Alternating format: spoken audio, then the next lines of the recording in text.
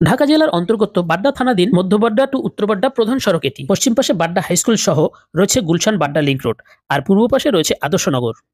জীবন ও জীবিকার তাগিদে প্রত্যেক দিন হাজার হাজার লোক এই রাস্তার এপার থেকে ওপারে যাতায়াত করছে, আবার ওপার থেকে এপারে আসছে।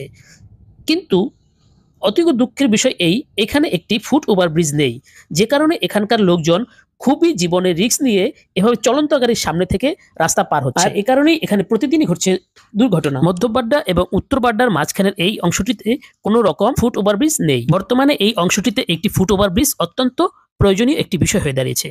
তাই যারা এই ভিডিওটি দেখছেন বা যারা বাড্ডা আশেপাশে থাকছেন তাদেরকে অবশ্যই অনুরোধ করব এই ভিডিওটি সকলের মধ্যে শেয়ার করে দিন, যাতে করে এটা কর্তৃপক্ষের দৃষ্টিগোচর হয়। এবং সকলকে অনুরোধ করব যতদিন না এখানে একটি ফুট ওভার ব্রিজ হচ্ছে ততদিন সবাই দেখে শুনে রাস্তা পার হবে, এবং যে সমস্ত স্থানে ফুট ওভার ব্রিজ আছে সেই ফুট ওভার ব্রিজগুলো অবশ্যই ব্যবহার করবেন। মনে রাখবেন, একটি দুর্ঘটনা সারা জীবনের কান্না।